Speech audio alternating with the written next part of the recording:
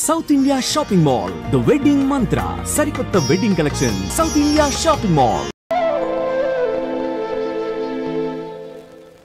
మధు, చిన్నప్పుడు నేను ఒక్కనే కష్టపడుతున్నానని, నాకు సాయంగా ఉండాలని చదువు అవ్వలేదన్న వంకతో చదువు మానేశావు. ఇప్పుడు నీ తమ్ముళ్ళిద్దరూ అభివృద్ధిలోకి వచ్చారు. మరుదులిద్దరికీ మంచి ఉద్యోగాలు వచ్చాయి. తన భర్త మాత్రం అలాగే ఉన్నాడని నీ భార్య బాధపడదు. చూడు మధు, చదువుకున్నోళ్లే వృద్ధిలోకి రావాలని ఏమీ లేదు. కృషి పట్టుదల ఉంటే ఎవరైనా ఏదైనా సాధించవచ్చు. నీకు తెలివితేటలున్నాయి.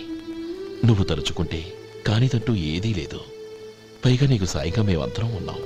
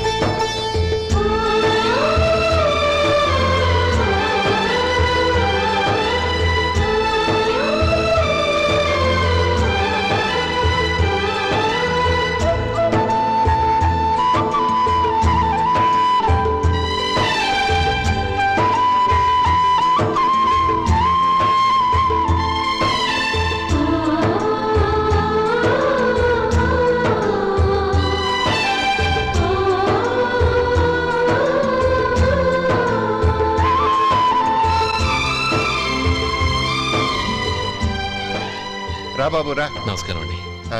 వచ్చే వారి నుంచి 100 పచ్చడి బాటిళ్లు, 100 మసాలా ప్యాకెట్లు ఎక్కువేయండి. అలాగేనండి. మార్కెట్లో మీ ప్రోడక్ట్స్ కి మంచి పేరు వచ్చింది.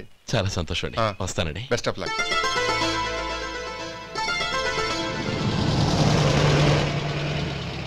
ఆ బాక్స్ లోపల పెట్టవా? అలాగే సార్. ఇక మీద మీ ఆర్డర్లు సగం వేయండి, సరిపోతుంది. అదేంటండి? మీ పచ్చళ్ళు అమ్ముడుపోక చాలా స్టాక్ అలాగే ఉండిపోయింది. ఇప్పుడు అందరూ రుచి పచ్చళ్ళు, రుచి మసాలానే అడుగుతున్నారు. మా నల్లుడి గురించి తక్కువగా అంచనా వేశారు కదా, ఇప్పుడేమంటారు? ఎలాగైతేనే అతను వృద్ధిలోకి వస్తే చాలు. వాళ్ళు బాగుంటే నాకు సంతోషమేగా. ఎవడ్రా వాడు? ఇన్నాళ్ళుగా వ్యాపారం చేస్తున్నాను, నిన్నగాక మొన్న వచ్చినోడు వాడు నాకు పోటీయా? వాణ్ణి పెరగనివ్వకూడదు. వాణ్ణి ఇక్కడికి రప్పించండి, నేను మాట్లాడతాను.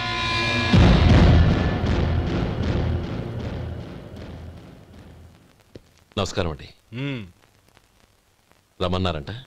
నీ పచ్చళ్ళ కంపెనీ మూసేయాలి. నీకెంత కావాలి? 5 లక్షలు ఇస్తాను. చాలా? 5 లక్షలు కాదు, 50 లక్షలు ఇచ్చినా నా కంపెనీ మూయడం జరగదు. బాగా ఆలోచించుకొని చెప్పు. ఈ వ్యాపారంలో పుట్టి పెరిగినోడ్ని, నాతో పోటీ పడకు. నా చేతి కింద 6000 మంది పనిచేస్తున్నారు. ఆంధ్ర మొత్తం నాకు బ్రాంచులు ఉన్నాయి. నేనే మార్కెటింగ్ చేయలేకపోతున్నాను. ఆఫ్టర్ ఆల్ ఒక కుటీర పరిశ్రమలా పెట్టుకొని నువ్వెలా మార్కెటింగ్ చేయగలవు? 6000 మంది వర్కర్స్ని పెట్టుకుని ఆంధ్ర మొత్తం బ్రాంచీలున్న మీరే నా కంపెనీ చూసి భయపడుతున్నారంటే నా సరుకులో నాణ్యత ఉందనేగా.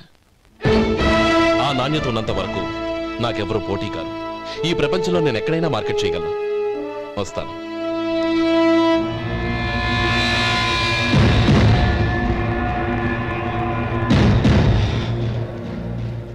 ఇక్కడ ఏం లేదండి. ఇక్కడ ఏం లేదండి. ఇప్పుడు ఊపిరి పీల్చి బిగ్బట్టు, నెమ్మదిగా వదిలే. ఓకే, లే, నెమ్మదిగా ఇలా వచ్చి కూర్చో.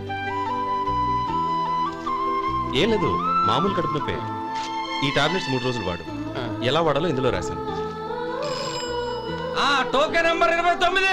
ఏమన్నారయ్యా? టౌన్ డాక్టర్ భయపెట్టేశాడు ఆపరేషన్ అది ఇదని. కానీ ఈ డాక్టర్ బాబు ఏమీ లేదని చెప్పాడు. అలాగా? ఈ బాబు 10 కాలాల పాటు చల్లగా ఉండాల.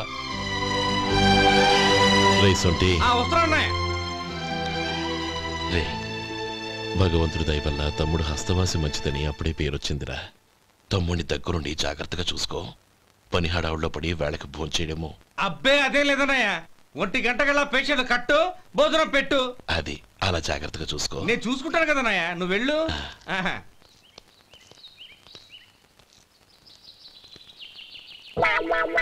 అయ్యో, ఏంటయ్యా ఉంటున్నాడా ఈ దెబ్బలు?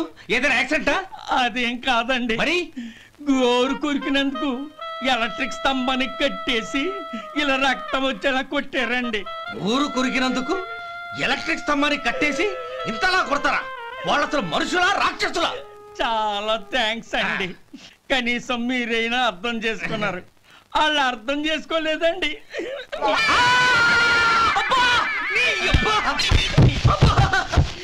గోరు కొరకడం అంటే ఇదా?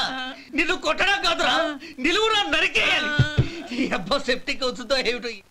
మన 2 ఊర్ల పొలిమేరలో ఉన్న ఈ మల్లికార్జున స్వామి వారి దేవాలయం జీర్ణదశలో ఉందన్న విషయం మీ అందరికీ తెలుసు. ఇన్నాళ్ళు మీ ఊరు వాళ్ళు పట్టించుకుంటారని మా ఊరి వాళ్ళు, మా ఊరి వాళ్ళు పట్టించుకుంటారని మీ ఊరి వాళ్ళు దీన్ని ఇలా వదిలేశారు. ఈ గుడి మీ ఊరికి ఎంత ముఖ్యమో మా ఊరికి అంతే ముఖ్యం. కాబట్టి మన ఇరు గ్రామ ప్రజలు కలిసి దాన్ని బాగు చేయించి కుంభాభిషేకం చేయించాలనే సదుద్దేశంతో ఒక కమిటీని ఏర్పాటు చేశాం. ఈ కమిటీలో 2 గ్రామాలకు సంబంధించిన ప్రముఖులు ఉన్నారు. కమిటీ ప్రెసిడెంట్గా ఎవరిని ఎన్నుకోవాలనే విషయంలో శ్రీ గోపాలరావు గారి పేరు, శ్రీ లక్ష్మీపతి గారి పేరు పరిశీలనలోకి వచ్చాయి. అందువలన మేమందరం బాగా ఆలోచించి తర్జన భర్జనలు చేసిన మీదట శ్రీ గోపాలరావు గారే అన్ని విధాలా ప్రెసిడెంట్ పదవికి అర్హులని ఈ కమిటీ నిర్ణయించడం జరిగింది.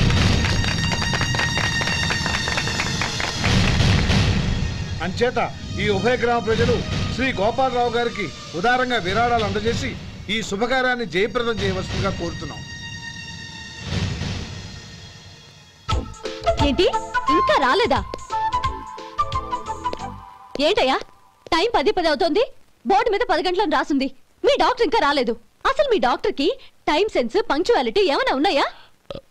ఇంతకీ మీరెవరండి? నేను డాక్టర్ అమ్మని. ఓహో, మీరు డాక్టరేనా? డాక్టర్ అంటే డాక్టర్ని కాదయ్యా, డాక్టర్ని చేసుకోబోయేదానని అర్థం. ఓహో, అవును, నువ్వెవరు? నేను ఇక్కడ టోకన్ ఇస్తూ ఉంటానులేండి. తప్పుకో, తప్పుకోవయ్యా. అవును, మీ డాక్టర్ కి ఎవరో అన్నయ్య ఉన్నాడంట కదా, ఎలాంటోడు? ఎలాంటోడంటే అదేనయ్యా, చాలా కోపిస్తని విన్నాను. ఎందుకని అడుగుతున్నారు? ఎందుకంటావేంటయ్యా?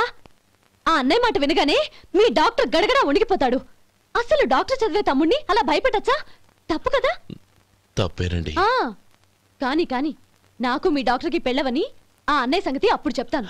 ఏం చేస్తానండి? ఏం చేస్తానా, సంవత్సరం తిరగకుండానే కవల పిల్లల్ని కని వాళ్ళ అన్నయ్య చేతిలో పెడతాను. వాళ్ళకి 5 సంవత్సరాలు వచ్చేసరికి ఆయన్ని బాగా మొట్టికెళ్ళేస్తారు. అలా నా కసి తీర్చుకుంటాను. ఈ డాక్టర్ ఎప్పుడు వస్తాడో ఏంటో. అది సర్లే కానీ నువ్వు పని చేయి. మీ డాక్టర్ రాగానే నేను వచ్చి వెళ్ళానని చెప్పు. నేను అంటే ఓ, నా పేరు చెప్పలేదు కదా, నందిని. ఏం చెప్తావు? అదేనండి, నందిని గారు వచ్చి వెళ్ళారు అని చెప్తాను. గుడ్, పైకొస్తావు.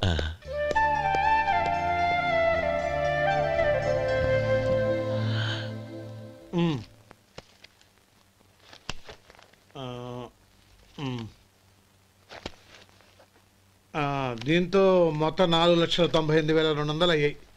పోతే నువ్వు ఇచ్చినంత ఇవ్వలేకపోయినా ఈ దైవకార్యానికి నా వంతు చందా 1800. దీంతో మొత్తం 5 లక్షలు పూర్తయ్యాయి. సరేరా, నేను ఈ డబ్బు తీసుకుని పట్నం వెళ్ళి బ్యాంక్ లో వేసి వస్తాను. అలాగే, నేను నీతో వద్దాం అనుకున్నాను రా, అనుకోకుండా సాయంత్రం ఇన్స్పెక్షన్ వచ్చింది. పర్వాలేదులే, వెళ్ళొస్తాను.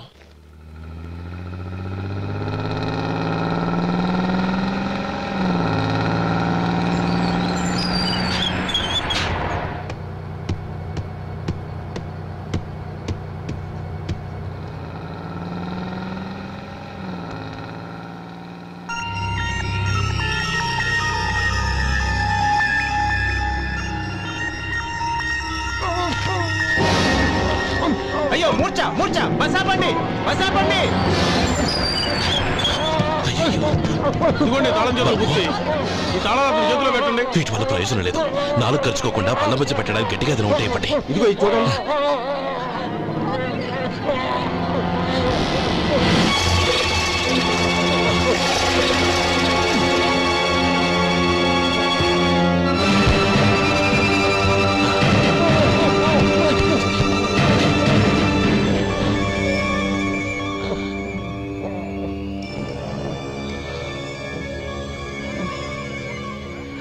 మీరు వెళ్ళి మీ సీట్లో కూర్చోండి. కొంచెం గాలాండివ్వండి. ఇప్పుడు ఎలా ఉంది బాబు?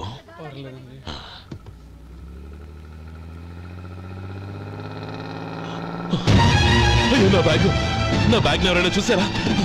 అందులో 5 లక్షలు ఉన్నాయి. నా బ్యాగ్ వెంటనే బస్ ఆపండి. ఎవరిని కింద దిగవద్దు. అందరినీ చెక్ చేయండి. నా అంచనా తప్పు కాలేదు. వాడి మంచితనమే వాడిని దెబ్బకొట్టింది. మన వాళ్ళని పంపించి గుడి తాలూకు డబ్బు కొట్టేశాడని పోలీస్ కంప్లైంట్ ఇవ్వండి. ఇప్పుడు ఆ స్టేషన్లో ఎస్ఐ వాడి తమ్ముడే. వాడే వెళ్ళి వాడి అన్నయ్యని అరెస్ట్ చేసి వీధుల్లో నడిపించుకు తీసుకురావాలి. అది నేను కళ్ళారా చూడాలి, మనసారా సంతోషించాలి. అయ్యా గోపాలం గారు, మీరు దేవస్థానం సొమ్ము దొంగిలించారని ఎవరో పోలీస్ కంప్లైంట్ ఇచ్చారంట. మిమ్మల్ని అరెస్ట్ చేయడానికి మీ తమ్ముడు గారు వస్తున్నారు.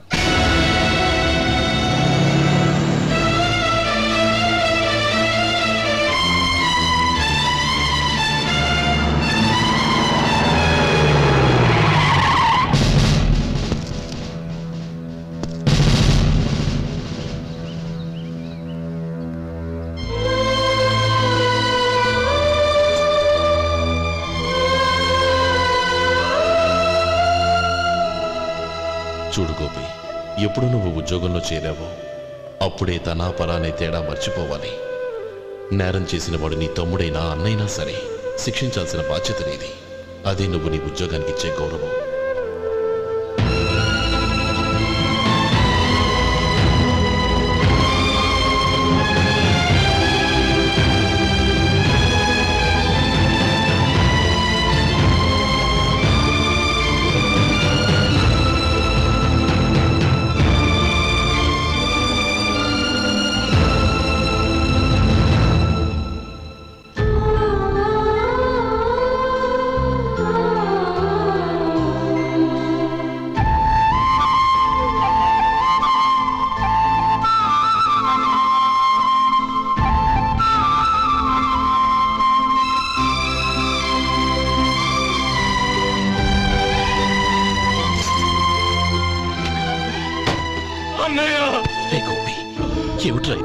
నన్ను క్షమించన్నయ్య.